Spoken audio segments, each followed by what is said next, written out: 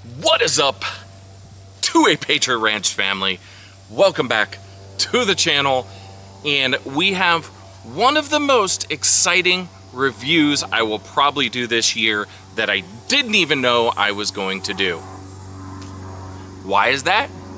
Because we are going to be taking a look at the Fusion Ermox XF Pro.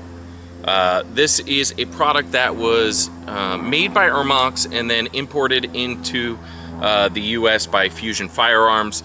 There was a first generation a while ago.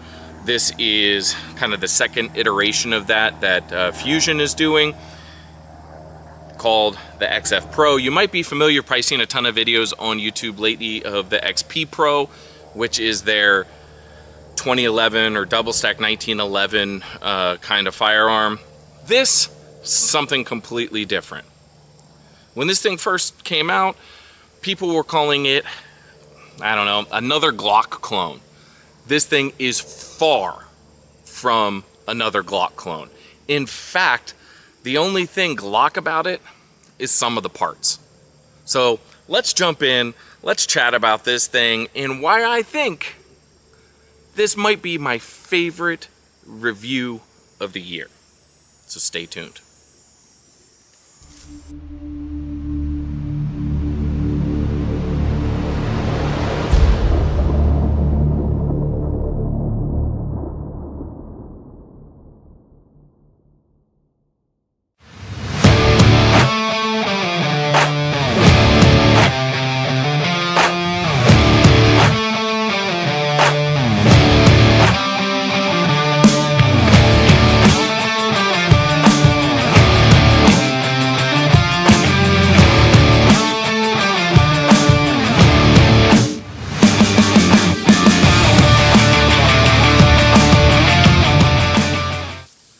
As I was saying, this is the Fusion Firearms Ermox XF Pro, not to be confused with the XP Pro. I'm going to give you guys kind of a close-up look at this bad boy here, so you can kind of see how absolutely beautiful that thing is. I mean, it is a fantastic looking firearm. What sets this thing apart? This is an all-metal frame. This is all metal. How crazy is that? It does add to the weight. It comes in, I believe, like right around 27 ounces, 28 ounces, somewhere in there. But it is a striker fire gun that is all metal. The only thing that's not metal on it is actually the magazine release. Show you right there. Little magazine release button. And the reason for that, guys, is because it takes Glock mags. How cool, right? And then the reason that this is polymer here is because anybody that has seen other people try to do metal versions of a, Glock clone, striker fire pistol knows that you don't want the mag release button to be metal pushing into the polymer of Glock magazines or P mags. It just doesn't work. It tears up the magazines, causes problems. So that's the one piece that they didn't make metal. Other than that, you can see that it has these beautiful red grips. There are multiple different types of grips that you can get with this. The package that I got this one in has black and red. They also have like a white and black camo and like a bronze camo. I'm hoping, and this is going to be kind of like one of my negatives, I hope there becomes some aftermarket support for this gun so that you can maybe put some G10 style, grips on here, something like that. I love the way this looks, but it'd be cool to be able to do something else. It is optic cut. It comes with two different optic plates. We have the RMR optic plate on here right now. This RMR plate, though, it does take like 5 different other optics, and then there's another one that takes some smaller optics. Pretty much anything you want, you can throw on here, which is pretty awesome. I will say on the optic, though, if you see this here, the optics tend to ride a little bit high because that optic plate is fairly chunky. It is it's kind of a hefty guy. It rises up above the level of the slide, and then you put your optic on top, so your optic's riding, you know, fairly high. Today we've got the Vector Optics Frenzy 1x24x29. Really actually liking this optic from Vector. We're gonna have a separate review on that, so stay tuned, but that thing's really cool. The slide itself has this nice porting on top and on the sides. The barrel I have in here is just a fluted barrel. It's not ported.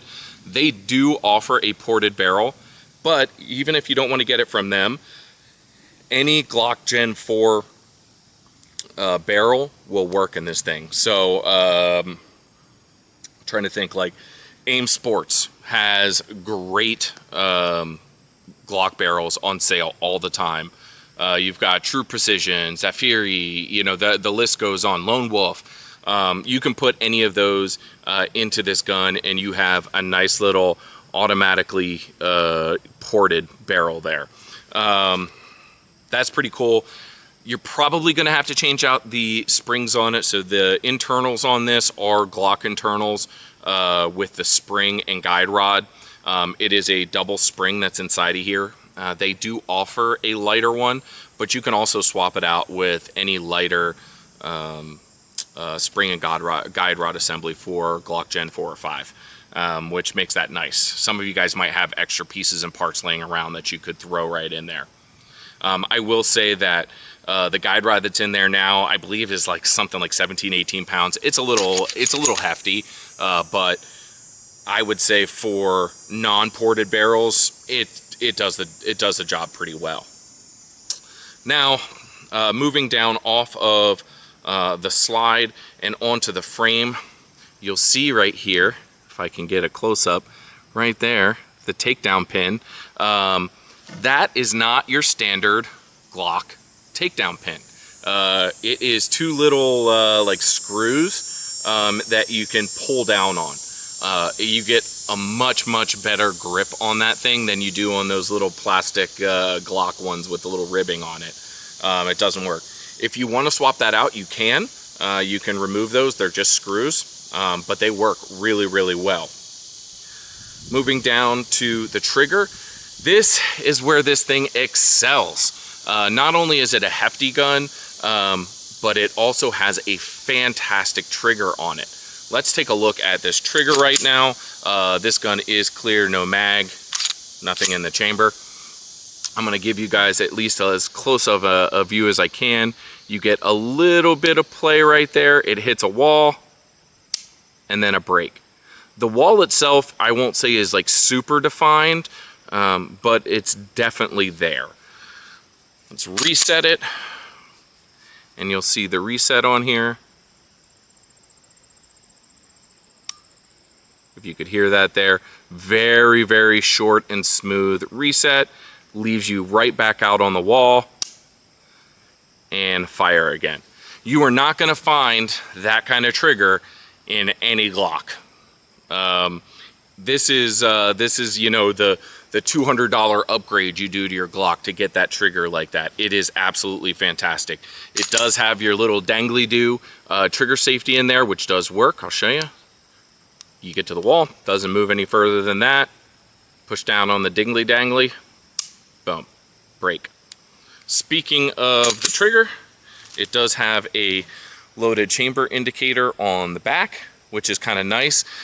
Something that I've been using it for, and we'll talk about this a little bit more in a second, is when I'm bringing it out of the holster, you can put your thumb on the back of that striker indicator, and if your trigger starts to get pulled at all, that striker indicator is going to come up into your thumb, so you're going to feel it. So as you're pulling it out from your waist, you can tell if your trigger has gotten touched at all.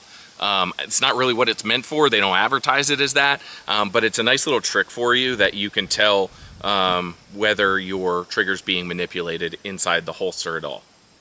SIG. Moving on to the other side of the frame, this is one of the other really cool features here. You've got an integral gas pedal. integral gas pedal. How fucking awesome is that? It allows you to really get some good purchase on the gun. It is, you know, I've already shot this thing a few times, and it is really, really nice keeping this gun down. You'll see how flat it shoots here in a minute. On the other side, on the frame as well, you'll see you've got a nice little placement for indexing your finger. So you know where your finger is supposed to go there, keeping it off of the trigger. As I said, Glock internals, Glock slide or guide rod and spring assembly fits Glock barrels. It does not fit Glock triggers. You will see once you open this thing up that the assembly looks a little Glockish on it, but it is it's a little bit different as well. It takes Glock magazines. Today we are going to shoot it with P mags, Glock OEM mags, and rattlesnake, we'll call them standard capacity magazines for the YouTube censors that will probably get this demonetized anyway. Fantastic firearm. Let's get to shooting because I know that's what you guys want to see, and see how this thing performs. Let's head out to the range. All right, guys, we are going to put some lead on steel here, hopefully, if I can shoot well enough. Right now, we are going to try this with a P-mag. I've got, like I said, I've got P-mags loaded, I've got a Glock OEM mag loaded, and I've got a Rattlesnake Tactical mag loaded.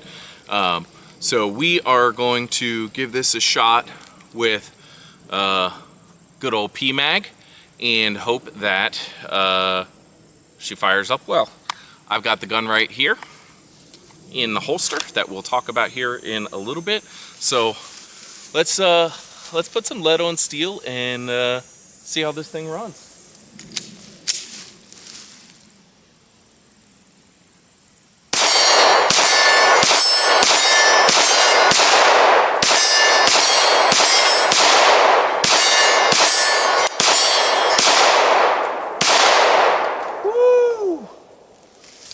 Doggy, that was good.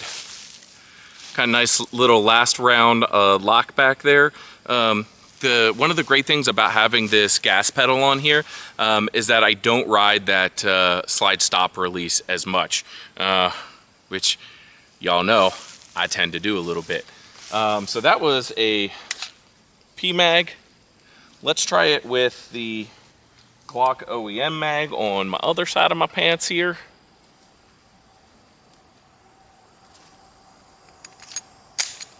All right, other side of my pants here, and let's give this one a go.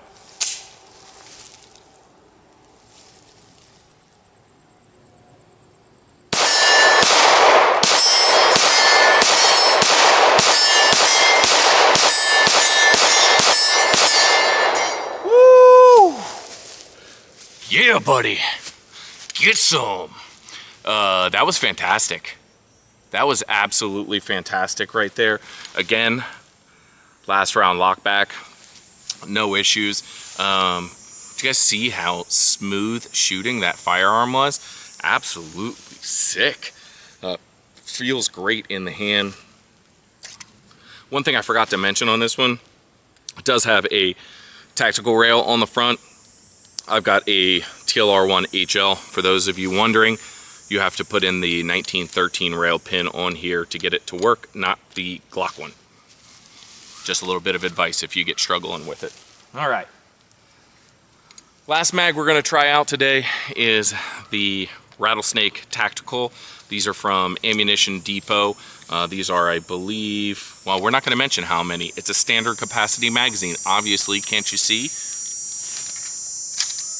These should work. I don't know. I haven't tried it before, so you and me, we're gonna figure it out together.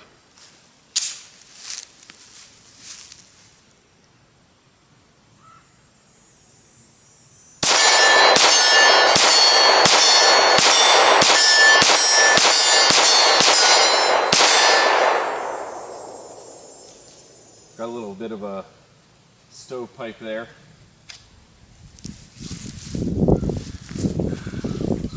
That is obviously this magazine. I didn't think this was going to do too well in this thing, but You never know. You never know it all. Looks like we got a few more in there, so we'll give it a try again.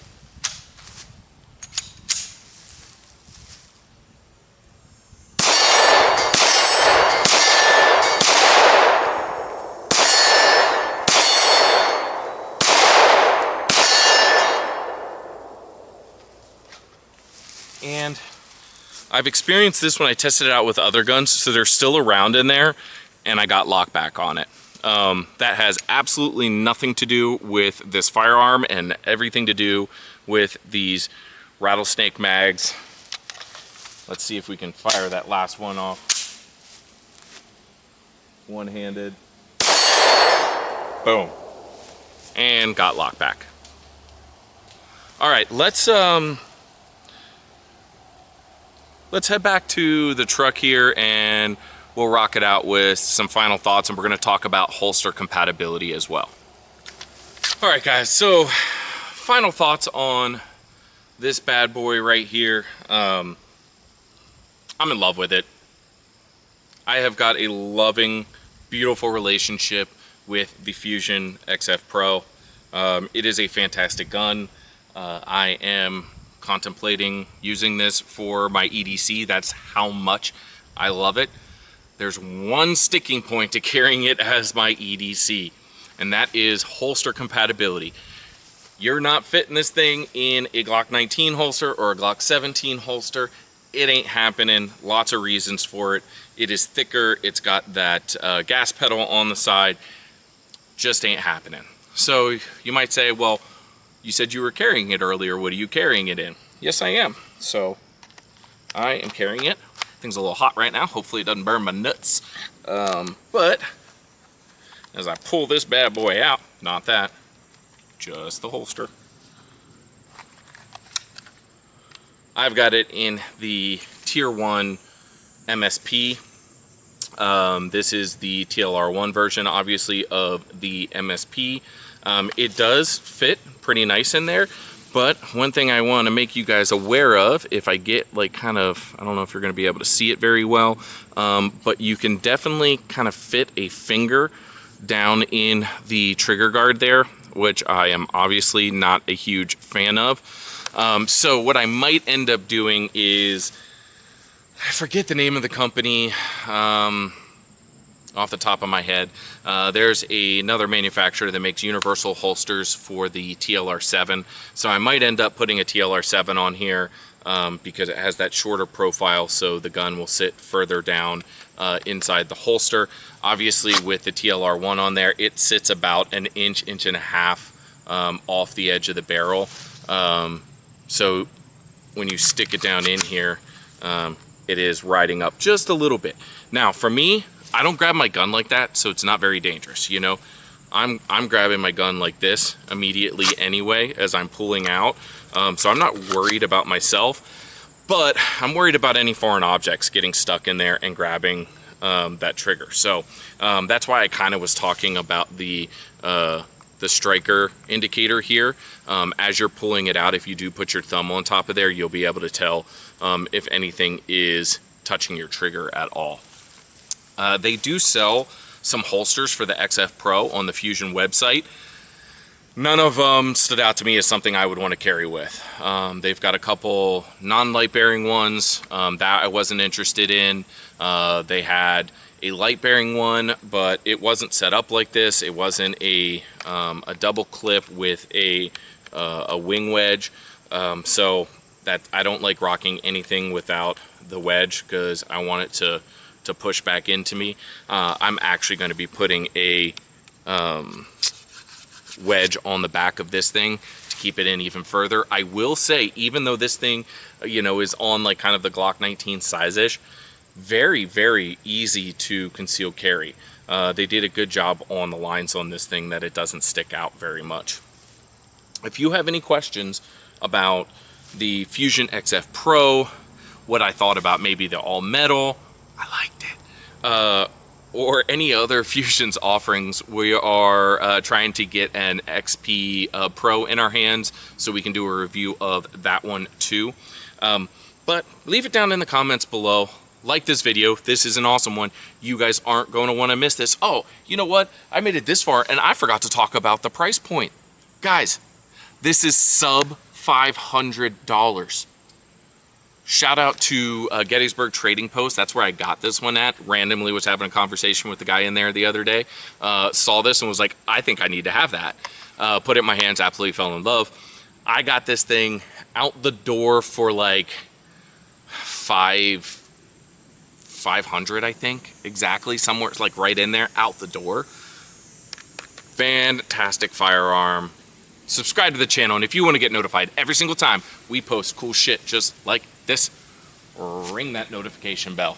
Until next time, I'm John from 2A Patriot Ranch.